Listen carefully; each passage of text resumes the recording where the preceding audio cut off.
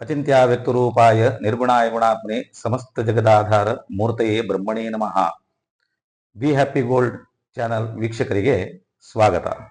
ನಾನು ವೇದಮೂರ್ತಿ ವಿನಾಯಕ್ ಭಟ್. ಇವತ್ತಿನ ದಿವಸ 12 ರಾಶಿಗಳ ಏಪ್ರಿಲ್ ತಿಂಗಳಿನಲ್ಲಿ ಯಾವ ಯೋಗ, ಯಾವ ಫಲ, ಯಾರಿಗೆ ಒಳ್ಳೆಯದು, ಯಾರಿಗೆ ದುಷ್ಫಲ ಇದೆ, ಬನ್ನಿ ನೋಡೋಣ. ಮೊದಲನೇದಾಗಿ ಮೇಷರಾಶಿ. ಮೇಷರಾಶಿಯವರಿಗೆ ರಾಶಿಯಲ್ಲಿ ಶುಕ್ರ ಮತ್ತು ರವಿ ಇರೋದ್ರಿಂದ ವಿಶೇಷವಾಗಿ ಧನ ಆಗಮನವಾಗುವಂತಹ ಸಂಭವವು ಈ ತಿಂಗಳಿನಲ್ಲಿ ಇದೆ. ತೃತೀಯಾಧಿಪತಿಯಾಗಿರುವಂತಹ ಗುರು 3ನೇ ಸ್ಥಾನದಲ್ಲಿ ಮಿಥುನ ರಾಶಿಯಲ್ಲಿ ಇರುವುದರಿಂದ ಸಾಮಾನ್ಯವಾಗಿ ಗುರುಬಲ ಕಂಡುಬಂದು ವಿದ್ಯಾರ್ಥಿ ಜೀವನದಲ್ಲಿ ಒಳ್ಳೆಯ ಉತ್ತೀರ್ಣತೆ ಬರುವಂತಹ ಯೋಗ ಈ ಮೇಷರಾಶಿಯವರಿಗೆ ಇದೆ. ತೃತೀಯದಲ್ಲಿ ಗುರು ಇರುವುದರಿಂದ ದೇವರ ಅನುಗ್ರಹ ಈ ರಾಶಿಯ ಮೇಲೆ ಇದ್ದು, 3ನೇ ಸ್ಥಾನದಲ್ಲಿ ಗುರು ಇರೋದ್ರಿಂದ ಗುರುವಿನ ಅನುಗ್ರಹ ಈ ರಾಶಿಯ ಮೇಲೆ ಇರುವುದು. ಅದೇ ರೀತಿಯಲ್ಲಿ ತೃತೀಯದಲ್ಲಿ ಗುರು ಇರೋದ್ರಿಂದ ರಾಜಕೀಯದಲ್ಲಿ ಇರುವಂತಹ ವ್ಯಕ್ತಿಗಳಿಗೂ ಕೂಡ ಅವರು ಅಪೇಕ್ಷೆ ಪಟ್ಟಂತಹ ಒಂದು ಸ್ಥಾನಮಾನ ಹಾಗೂ ಗೆಲುವು ಸಂಭವವಾಗುವಂತಹ ಯೋಗ ಲಕ್ಷಣಗಳು ಕಾಣ್ತಾ ಇವೆ. ಅದೇ ರೀತಿಯಲ್ಲಿ ಪಂಚಮ ಸ್ಥಾನದಲ್ಲಿ ಕೇತು ಇರುವುದರಿಂದ ಸ್ವಲ್ಪ ಆರೋಗ್ಯದ ವಿಷಯದಲ್ಲಿ ಈ ಮೇಷರಾಶಿಯವರು ಸ್ವಲ್ಪ ಜಾಗ್ರತೆ ಮಾಡಿಕೊಂಡ್ರೆ ಒಳ್ಳೆಯದು. ಕಫ, ವಾತ, ಪಿತ್ತ ಇದರಿಂದ ಸ್ವಲ್ಪ ತೊಂದರೆಗಳು ಆದರೂ ಕೂಡ ಮುಂದೆ ಮೇ ಅಥವಾ ಜೂನ್ ತಿಂಗಳಿನಲ್ಲಿ ಆರೋಗ್ಯದಲ್ಲಿ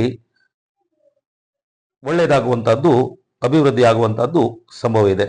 ಅದೇ ರೀತಿಯಲ್ಲಿ ಏಕಾದಶ ಸ್ಥಾನ ಅಂದ್ರೆ 11ನೇ ಸ್ಥಾನ ಲಾಭಸ್ಥಾನದಲ್ಲಿ ರಾಹು ಇರೋದ್ರಿಂದ ಸ್ವಲ್ಪ ನಾಗ ಸಂಬಂಧಾದಿ ದೋಷಗಳು ಕಂಡು ಬಂದರೂ ಕೂಡ ಏಕಾದಶ ಸ್ಥಾನದಲ್ಲಿ ರಾಹು ಇರೋದ್ರಿಂದ ಶರೀರದಲ್ಲಿ ಯಾವುದೇ ರೀತಿಯಲ್ಲಿ ಹಳೆಯ ಚರ್ಮ ರೋಗಗಳು ಅಥವಾ ಯಾವುದೇ ರೀತಿಯಲ್ಲಿ ಸ್ಕಿನ್ ಅಂದ್ರೆ ಚರ್ಮಕ್ಕೆ ಸಂಬಂಧಪಟ್ಟಂತಹ ರೋಗಗಳು ಕಂಡುಬರುವ ಲಕ್ಷಣಗಳು ಇದ್ದು, ಅದೇ ರೀತಿಯಲ್ಲಿ ವೈದ್ಯರ ಬಳಿ ಹೋಗಿ ಇದಕ್ಕೆ ಔಷಧವನ್ನು ಮಾಡುವುದರಿಂದ ರಾಹುವಿನ ಅನುಗ್ರಹ ಆಗುವುದು.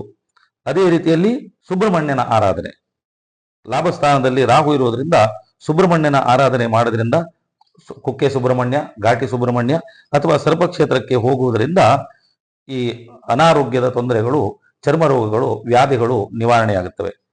ದ್ವಾದಶ ಸ್ಥಾನದಲ್ಲಿ ಕುಜ, ಚಂದ್ರ, ಬುಧ, ಶನಿ ವ್ಯಯಸ್ಥಾನದಲ್ಲಿ 12ನೇ ಸ್ಥಾನದಲ್ಲಿ ಇರುವುದರಿಂದ ಸ್ವಲ್ಪ ಮಟ್ಟಿಗೆ ಧನ ವ್ಯತ್ಯಯವಾಗುವಂತಹದ್ದು ಅಥವಾ ಅಪವಾದಗಳು ಬರುವಂತಹದ್ದು ಅಥವಾ ನಾವು ಮಾಡದ ಇರುವಂತಹ ಯಾವುದೇ ಕೆಲಸ ಕಾರ್ಯದಲ್ಲಿ ನಮ್ಮ ಮೇಲೆ ಅಪವಾದಗಳು ಬರುವಂತಹದ್ದು, ಇದರಿಂದ ಬರುವಂತಹ ದುಷ್ಫಲಗಳು. ಯಾಕೆಂದ್ರೆ ಶನಿಯು ವ್ಯಯಸ್ಥಾನದಲ್ಲಿ ಇರುವುದರಿಂದ ಶನಿ ದುಃಖಕಾರಕ, ದುಃಖ ನಿವಾರಕ ಎರಡೂ ಕೂಡ ಅವನೇ.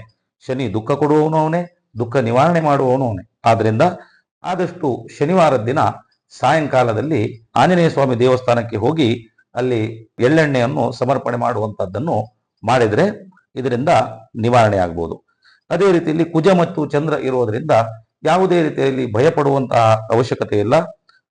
ದೇವರ ಅನುಗ್ರಹ ಸದಾಕಾಲ ಇದ್ದು, ಈ ಮೇಷರಾಶಿಯವರು ಮಾಡಬೇಕಾದಂತಹ ಮುಖ್ಯ ಪರಿಹಾರ ಏನು ಹೇಳಿದ್ರೆ, ಮನೆ ದೇವರಿಗೆ ಹಾಗೂ ನಾಗದೇವರಿಗೆ ಆರಾಧನೆ ಇತ್ಯಾದಿಗಳನ್ನು ಮಾಡೋದ್ರಿಂದ ನಿಮ್ಮ ಈ ಏಪ್ರಿಲ್ ತಿಂಗಳಿನಲ್ಲಿ ಬರುವಂತಹ ಎಲ್ಲ ಕಷ್ಟಗಳು ನಿವಾರಣೆ ಆಗುವುದು. ಅದೇ ರೀತಿಯಲ್ಲಿ ಚಿತ್ರಲೋಕದ ಜಗತ್ತಿನಲ್ಲಿ ಇರುವವರಿಗೆ, ಈ ಮೇಷರಾಶಿಯವರಿಗೆ ವಿಶೇಷವಾಗಿರುವಂತಹ ಒಂದು ಸ್ಥಾನ, ಒಂದು ಒಳ್ಳೆ ಅವಕಾಶ ಸಿಗುವಂತಹದ್ದು ಈ ಏಪ್ರಿಲ್ ತಿಂಗಳಿನಲ್ಲಿ ಕಾಣ್ತಾ ಇದೆ. ವೈದ್ಯಕೀಯ ವೃತ್ತಿ ಮಾಡುವವರಿಗೆ ವಿಶೇಷವಾಗಿ ತೃತೀಯದಲ್ಲಿ ಗುರು ಇರುವುದರಿಂದ ವೈದ್ಯಕೀಯ ವೃತ್ತಿ ಮಾಡುವವರಿಗೂ ಅಥವಾ ವೈದ್ಯಕೀಯ ಶಿಕ್ಷಣವನ್ನು ಮಾಡುವವರಿಗೂ ಇಬ್ಬರಿಗೂ ಒಳ್ಳೆಯ ಸ್ಥಾನಮಾನಗಳು ಲಭಿಸುವಂತಹ ಒಂದು ಯೋಗ ಈ ಏಪ್ರಿಲ್ ತಿಂಗಳಿನಲ್ಲಿದೆ. ಏಪ್ರಿಲ್ ತಿಂಗಳಿನಲ್ಲಿ ಪ್ರವಾಸದ ಒಂದು ಯೋಗ ಮೇಷರಾಶಿಯವರಿಗೆ ಕಂಡುಬರುತ್ತೆ. ಅದೇ ರೀತಿಯಲ್ಲಿ ಸ್ವಲ್ಪ ಹಿರಿಯವರಿಗೆ ಅನಾರೋಗ್ಯವಾಗುವಂತಹದ್ದು, ಅದರಿಂದ ನಿಮಗೆ ಸ್ವಲ್ಪ ಮಾನಸಿಕವಾಗಿ ತೊಂದರೆಯಾಗುವಂತಹದ್ದು ಅಥವಾ ಹೆಚ್ಚು ಖರ್ಚಾಗುವಂತಹದ್ದು ಈ ತಿಂಗಳಿನಲ್ಲಿ ನಿಮಗೆ ಕಂಡುಬರುವಂತಹ, ಆರ್ಥಿಕ ರೀತಿಯಿಂದಲೂ ಕೂಡ ಸ್ವಲ್ಪ ತೊಂದರೆಯಾಗುವಂತಹದ್ದು ಈ ಮೇಷರಾಶಿಯವರಿಗೆ ಈ ಏಪ್ರಿಲ್ ತಿಂಗಳಿನಲ್ಲಿ ಕಂಡುಬರುತ್ತದೆ. ವಾಹನ ಖರೀದಿ ಮಾಡುವುದಿದ್ದರೆ ಅಥವಾ ವಾಹನ ರಿಪೇರಿ ಮಾಡುವುದು ಇತ್ಯಾದಿಗಳು ಇದ್ದರೆ ಅಥವಾ ವಿದ್ಯಾರ್ಥಿಗಳಿಗೆ ವಿದ್ಯಾರ್ಥಿ ಜೀವನದಲ್ಲಿ ಒಳ್ಳೆಯ ಪ್ರಗತಿ, ವಾಹನ ಖರೀದಿ, ಗೃಹೋಪಕರಣಗಳನ್ನು ಖರೀದಿ ಮಾಡುವುದು ಒಳ್ಳೆಯ ಸುಯೋಗವು ಈ ತಿಂಗಳಿನಲ್ಲಿ ಕಂಡುಬರುತ್ತದೆ. ಇದು ಮೇಷರಾಶಿಯ ಫಲಗಳು. ನಿಮಗೆ ಇದರಲ್ಲಿ ಯಾವುದೇ ರೀತಿಯಲ್ಲಿ ಸಂಶಯವಿದ್ದಲ್ಲಿ ಏನಾದರೂ ನಿಮ್ಮ ಪ್ರಶ್ನೆ ಇದ್ದಲ್ಲಿ ನನ್ನ ಈ ಕೆಳಕಂಡ ನಂಬರಿಗೆ ಕರೆ ಮಾಡಿ ನಿಮ್ಮ ಯಾವುದೇ ರೀತಿಯಲ್ಲಿ ಸಂಶಯಗಳಿದ್ದಲ್ಲಿ ಅದನ್ನು ಪರಿಹಾರ ಮಾಡಿಕೊಳ್ಳಬಹುದು. ನಿಮಗೆ ಈ ಏಪ್ರಿಲ್ ತಿಂಗಳಿನಲ್ಲಿ ಓಂ ಸುಬ್ರಹ್ಮಣ್ಯಾಯ ನಮಃ ಅನ್ನುವಂತಹ ಮಂತ್ರವನ್ನು ನೀವು ಜಪ ಮಾಡುವುದರಿಂದ ನಿಮ್ಮ ಎಲ್ಲ ಬರುವಂತಹ ಎಲ್ಲ ಕಷ್ಟ, ದುಃಖ, ತೊಂದರೆಗಳು ನಿವಾರಣೆಯಾಗುವುದು. ಕಮೆಂಟ್ಸ್ ಬಾಕ್ಸ್ನಲ್ಲಿ ಓಂ ಸುಬ್ರಹ್ಮಣ್ಯಾಯ ನಮಃ ಹೇಳಿ ಕಮೆಂಟ್ ಮಾಡಿ. ಇದರಿಂದ ನಿಮಗೆಲ್ಲರಿಗೂ ಒಳ್ಳೆಯದಾಗಲಿ ಹೇಳಿ ದೇವರ ಹತ್ರ ಪ್ರಾರ್ಥನೆ ಮಾಡ್ತೇನೆ. ನಮಸ್ಕಾರ.